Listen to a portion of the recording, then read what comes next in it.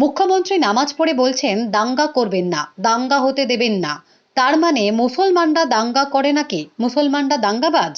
মুখ্যমন্ত্রী কেন বারবার মুসলমানদের ভয় দেখাচ্ছেন যে দাঙ্গা করবেন না বলে?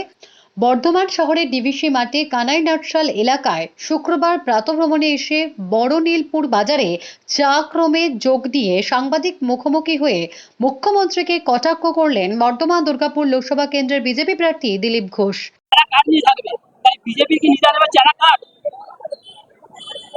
কিছু লাগে না, বিজেপির ভোটই অস্ত্র। মানুষ ওটা দেবে আমাদেরকে, ওইভাবে হারানো হয়। ওদিক থেকে বলছে তো উত্তর তো দিতে হবে।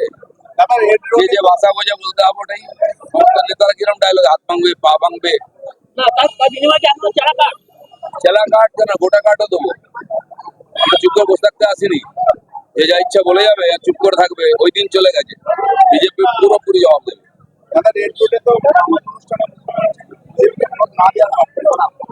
মুখ্যমন্ত্রী নামাজ পড়ে বলছেন দাঙ্গা করবেন না, দাঙ্গা হতে দেবেন না। তারপরে মুসলমানরা দাঙ্গা করে নাকি? মুসলমানরা দাঙ্গা নয়। মুখ্যমন্ত্রী বারবার এটা কেন মুসলমানদের ভয় দেখান দাঙ্গা করবেন না? আমি তো গেছিলাম ঈদে, আমি তো দাঙ্গার কথা বলি না। আমি সম্প্রীতির কথা বলেছি যে আসুন সমস্ত উৎসব মিলেমিশে ভালো করে আমরা করি।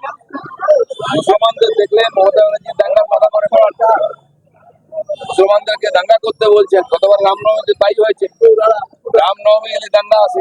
মমতা ব্যানার্জির মাথায় দাঙ্গা আর হিংসা ছাড়া কিছু নাই। বিজেপি সম্প্রীতি গণতন্ত্র দিয়ে সব ঠিক করে।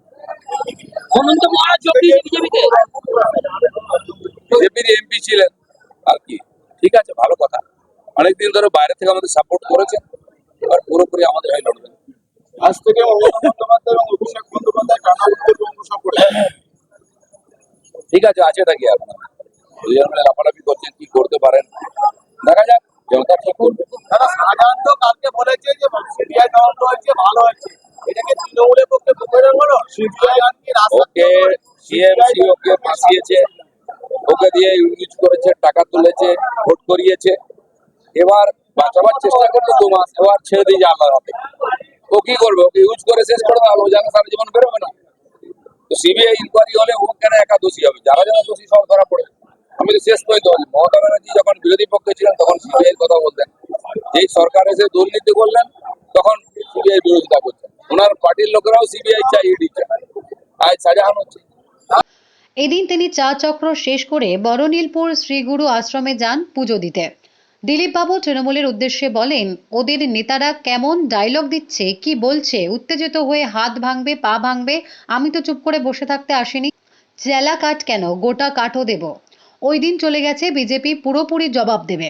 তৃণমূল নেতা শাহজাহান প্রসঙ্গে প্রশ্ন করা হলে সাংবাদিকদের প্রশ্নের উত্তরে দিলীপবাবু বলেন, টিএমসি ওকে ফাঁসিয়েছে, ওকে দিয়ে টাকা তুলিয়েছে, ভোট র্যাগিং করিয়েছে। ও জানে ও সারা জীবন জেল থেকে বেরোতে পারবে না। সিবিআই তদন্ত করছে, ও একা কেন দোষী হবে? যারা যারা দোষী হবে সবাই ধরা পড়বে। মমতা বন্দ্যোপাধ্যায় যখন বিরোধী পক্ষে ছিলেন তখন সিবিআই এর কথা বলতেন, যেই সরকার এসে দুর্নীতি করলেন তখন সিবিআই এর বিরোধিতা করলেন। ওনার পার্টির লোকেরাও সিবিআই চায়, ইডি চায়। তিনি আরও বলেন, আগামী উৎসবে যেন শান্তিপূর্ণভাবে আনন্দ তুলে ধরতে পারি তার জন্য সবাইকে আমন্ত্রণ জানাই। প্রশাসনকে বলতে চাইছি, বিনা কারণে দিদিমণির মতো বিনা কারণে ঝামেলা করবেন না। আজকে হিন্দু সমাজ থেকে গেছে, রাম মন্দির হয়ে গেছে, 4টে পুলিশ পাঠিয়ে চমকাবেন না বা 2-4টে দাঙ্গাবাজকে পাঠাবেন না। হিন্দু সমাজ কিন্তু জবাব দেবে। Bureau report, D Bangla news.